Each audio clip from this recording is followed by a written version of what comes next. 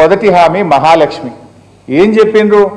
మా ప్రభుత్వం వచ్చిన 100 రోజుల్లోనే ఈ రాష్ట్రంలో ఉన్న 1,62,00,000 మంది అక్కా చెల్లెళ్లకు నెల 2,500 రూపాయలు ఇస్తామని ఆ రోజు అక్క చెల్లెలను కాళ్ళేళ్లు పట్టుకొని నమ్మించి ఓట్లు వేసుకున్నారు.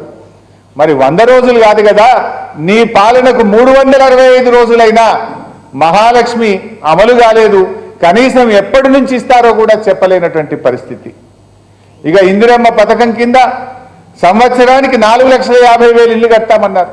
మరి సంవత్సరం గడిచింది, ఈ రాష్ట్రంలో ఒక్క ఇల్లన్న కట్టారా అని నేను అడుగుతున్నా. కూల్చిన ఇల్లే తప్ప ఏడాది పాలనలో కట్టిన ఒక్క ఇల్లు కూడా లేదు. హైడ్రా పేరిట, మూసి పేరిట పేదల బతుకులు కూల్చినావు, పేదల ఇళ్లు కూల్చినావు తప్ప నీ ఏడాది పాలనలో ఒక్క ఇల్లు కూడా రేవంత్ రెడ్డి గారి ప్రభుత్వం కట్టలేకపోయింది. ఇక విద్యా భరోసా కార్డు అన్నారు. విద్యా భరోసా కార్డు కూడా రైతు భరోసాకు పట్టిన గతే పట్టింది. విద్యా భరోసా కింద ప్రతి విద్యార్థికి 5 లక్షల రూపాయలు ఇస్తామన్నారు. 5 లక్షలు కాదు కదా, 5 పైసలు కూడా ఇవ్వని ప్రభుత్వం రేవంత్ రెడ్డి ప్రభుత్వం. విద్యా భరోసా పోయింది, కానీ వస్తున్న ఫీజు రియంబర్స్మెంట్ను కూడా ఆగం చేసిండు.